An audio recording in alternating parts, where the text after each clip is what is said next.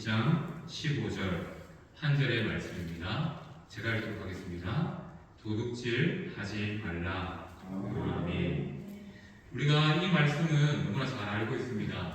그래서 따로 크게 설명하지 않아도 다 알고 계시겠지만 그래도 우리가 성경의 기본적인 원리를 이해하기 위해서 이 말씀을 잠시 설명해 보고자 합니다. 자, 8계명이 성립하기 위해서는 두 가지의 전제 조건이 있습니다. 첫 번째는 사유재산이 있어야 되고요. 두 번째는 청지기 정신에 대해서 우리가 알아야 됩니다.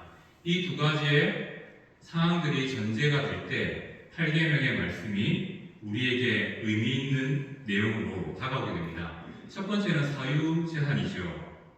성경은 개인이 소유하는 재산을 인정합니다. 그래서 개인의 재산을 불리는 것, 이것도 역시 인정되고 있습니다. 그리고 이러한 사유재산 제도는 자연법과 하나님 법에 근거해서 지금 모든 법의 근간이 되는 법으로 자리 잡고 있습니다.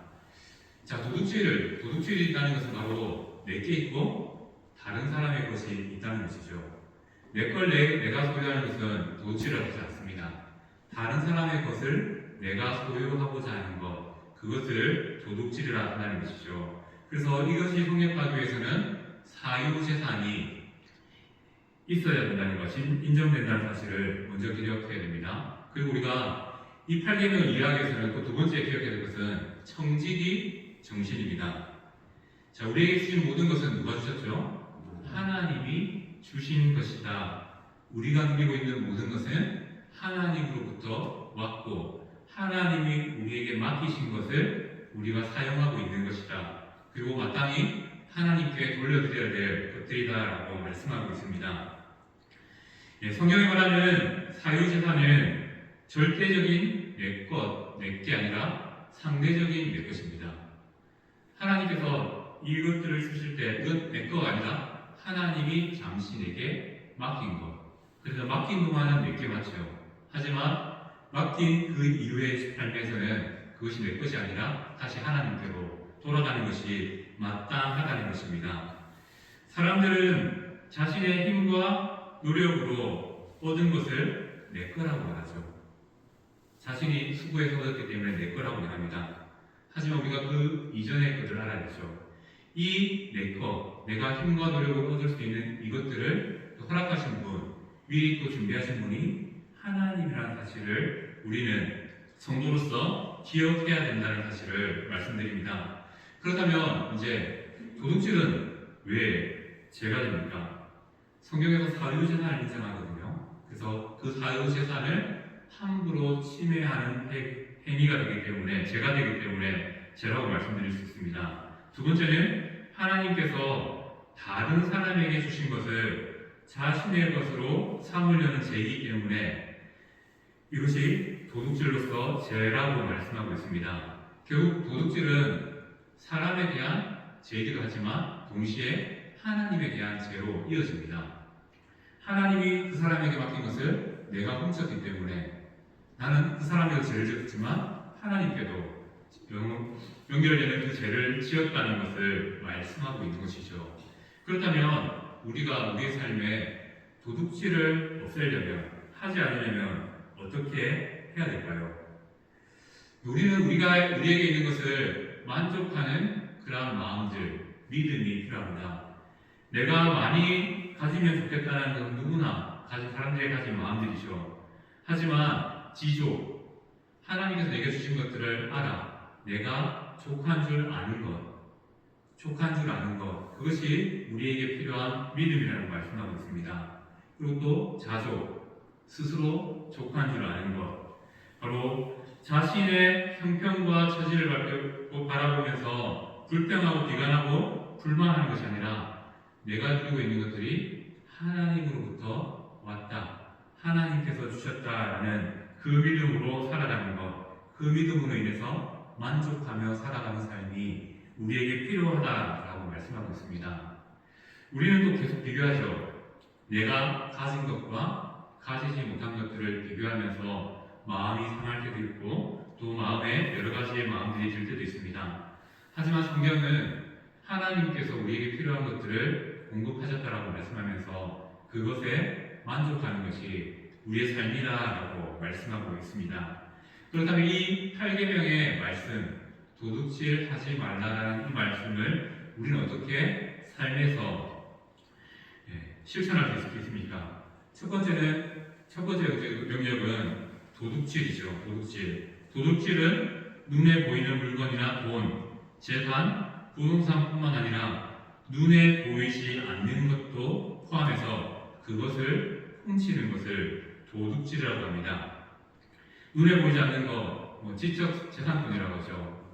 그러한 것들도 우리가 훔치는 것들이 도둑질이 될 수 있다는 것이고요. 또 우리의 삶에 쉽게 적용할 수 있는 것 중에 하나가 약속을 했습니다. 시간 약속을 했는데 혹시나 시간 약속을 조금 늦게 오게 된다면 우리가 그 시간을 그 사람에게 훔친 것이 될 수 있다는 겁니다. 그래서 남의 것이 내게 중요한 것처럼 남의 것이 중요하다는 사실을 기억해야 됩니다.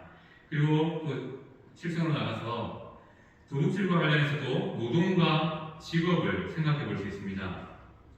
도둑질의 유혹으로부터 이겨낼 수 있는 방법 중에 하나는 일하는 겁니다. 내가 노력해서 수고해서 내가 버는 것, 그것이 도둑질을 멀리할 수 있는 또 한 가지의 방법이 됩니다. 노동을 위해서는 필요한 것이 직업이죠. 직업이라는 이 단어는 영어로 봐도 그렇고요, 또 성경적으로 봐도 소명, 하나님이 불러서 세웠다, 하나님이 부르셨다라는 의미가 담겨 있습니다. 바로 우리는 우리의 직업을 하나님께서 부르신 자리인 줄 알고 그 자리에서 열심히 일함을 통해서 얻는 것, 그것이 바로 8계명을 지혜롭게 이겨낼 수 있는 또 하나의 방법이라고 말씀하고 있습니다. 우리는 또 이 사실을 기억해야 됩니다. 모든 것은 하나님으로부터 왔다. 청지기 정신이죠. 하나님께서 내게 주셨고 내게 맡기셨다. 그 맡기실 때 어떻게 해요? 우리의 수고를 통해서, 일과 노동을 통해서 그것들을 우리에게 주시는 분이 하나님이라는 사실을 기억해야 됩니다. 그리고 더 나아가서 8계명을 실천할 수 있는 영역 중에 또 저축이 있습니다. 우리가 노동으로 얻은 재산을 앞으로 일어날 일에 대한 대비한 차원에서 이렇게 저축할 수도 있습니다. 이것도 8계명을 지킬 수 있는 하나의 방법이 될 수 있습니다. 또 우리 도둑질하지 말라는 말씀을 통해서 우리가 더 주의할 게 있죠. 어떤 내용이냐면 일 중독과 휴식, 쉬지 못하는 것을 생각해 볼 수 있습니다. 노동이 지나치면 죄가 됩니다. 자신의 몸만 상하는 게 아니라 그것이 죄가 된다는 것은 무엇을 의미할까요? 노동이 지나친다는 것은 내가 내 욕심을 채우고자 노력한다는 것이죠. 힘쓴다는 것이죠. 내 힘으로 얻을 수 있다, 내 힘으로 살 수 있다라는 그런 의지가 바로 일 중독, 지나친 일에서 나타나게 됩니다. 그런 마음 가운데, 그런 일들 가운데 계속 반복하다 보면 자기 몸도 상하겠지만 그 가운데 내가 할 수 있다, 내가 얻을 수 있다, 그 마음 때문에 하나님이 자리 잡을 자리가 없어진다는 것이죠. 그 삶에 내가 하니까 다 되네, 내가 하니까 가능하네 하면서 하나님이라는 존재를 삶에서 멀리 두게 된다는 것입니다. 그래서 노동이 지나치면 오히려 죄가 된다는 것이죠. 반면에 우리에게 쉼을 주셨습니다. 하나님은 우리에게 노동도 주셨지만 쉼의 자리도 주셨습니다. 먹고 마시는 것, 그거 우리에게 주신 즐거움이죠. 또 여가 생활하는 것, 쉬는 것, 이것도 다 하나님께서 우리를 위하여 주신 것입니다. 자, 그렇기 때문에 우리는 쉼과 일을 적절히 배분해서 살아가는 삶의 지혜가 필요합니다.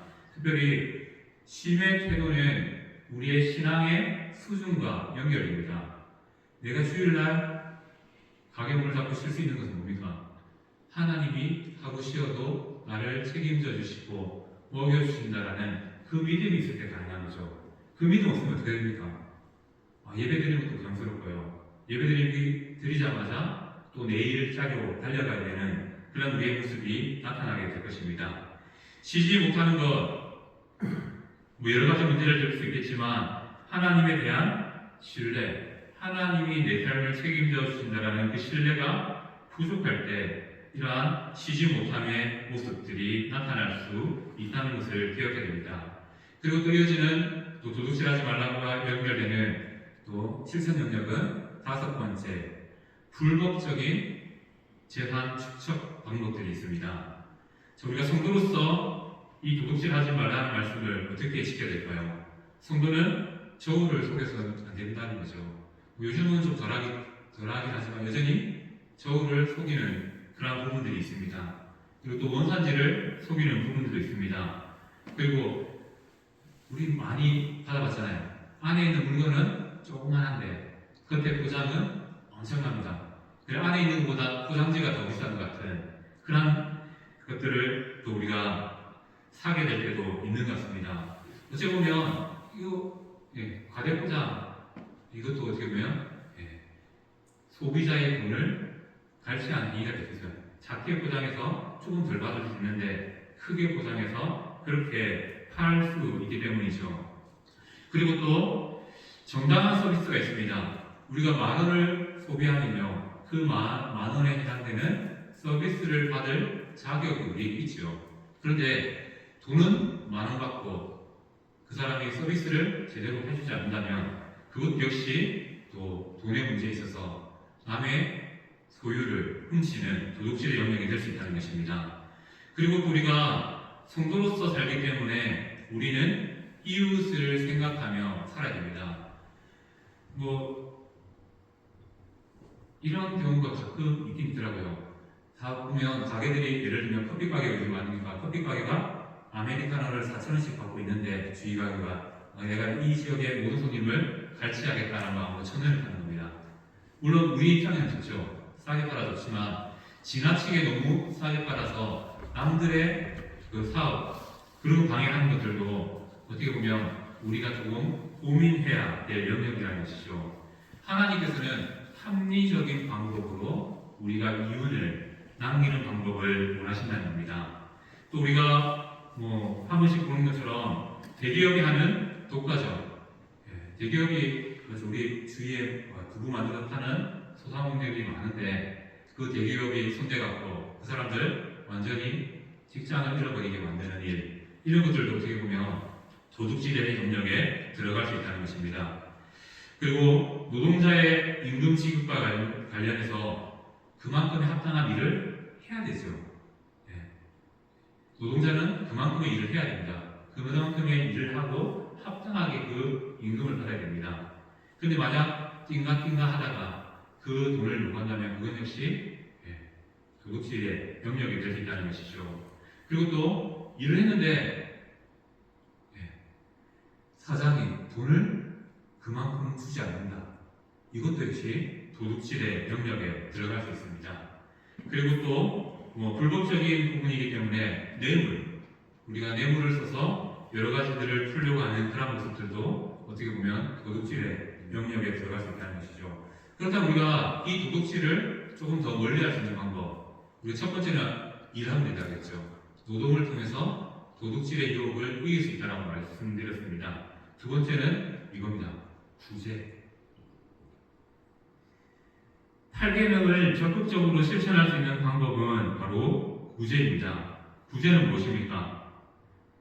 자신의 것을 주는 것이 아니라 하나님이 자신에게 주신 것, 맡긴 것을 다른 사람에게 넘겨주는 것, 그것을 구제라고 합니다. 도둑질은 남의 것을 훔치는 거죠. 노동은 자기의 것을 버는 겁니다. 구제는 자기가 번 것을 다른 사람에게 나누어 주는 것입니다.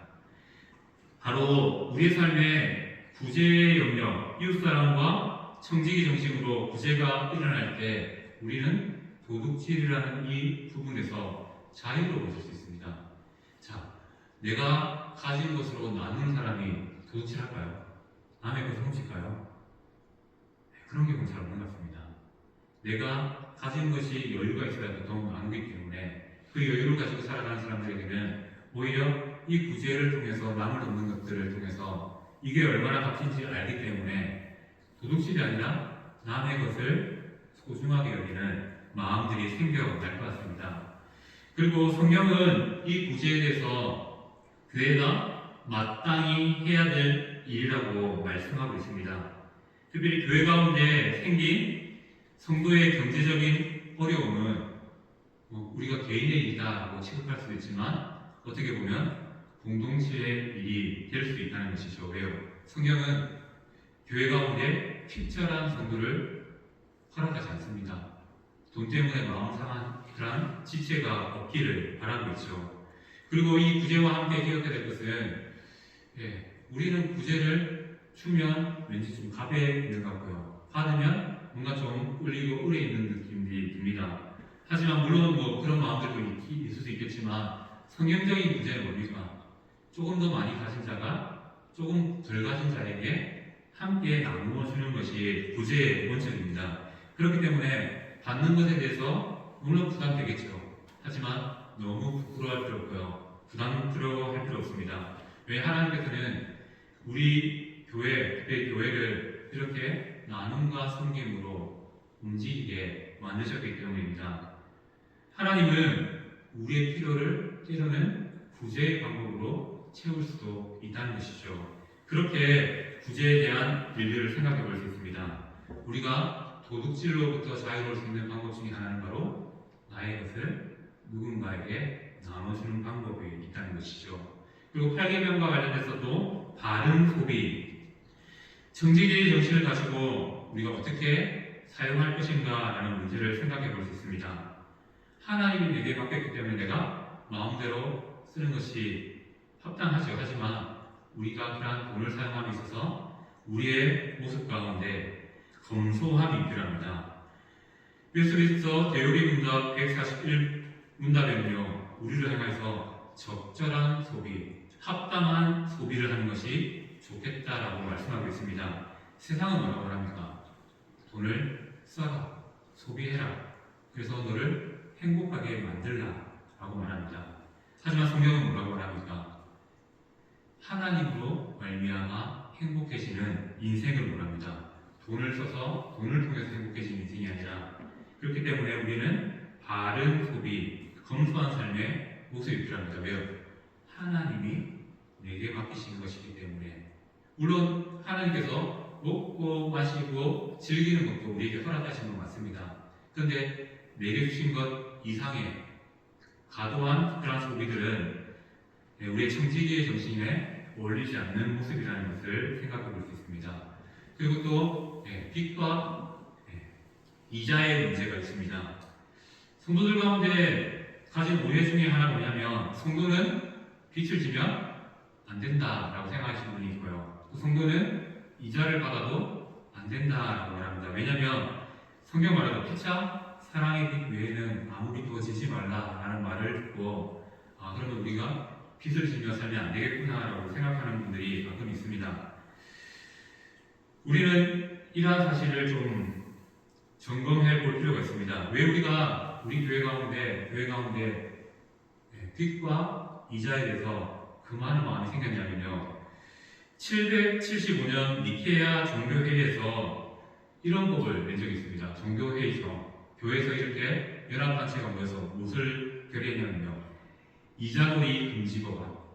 성도는 이자놀이를 하면 안 된다. 이윤을 돈을 빌려줌을 통해서 이윤을 남기면 안 된다라고 이렇게 결정한 바가 있습니다. 물론 이것이 지금 와서는 맞지 않습니다. 왜냐하면 성경도 빚에 대해서 말하고요, 또 이자 부분에 대해서 말합니다. 문제는 뭡니까? 능력과 배려 안에서 빚을 지고 이자를 무는 것이 필요하다는 것이죠. 과하게 아니면 안 된다는 것이죠.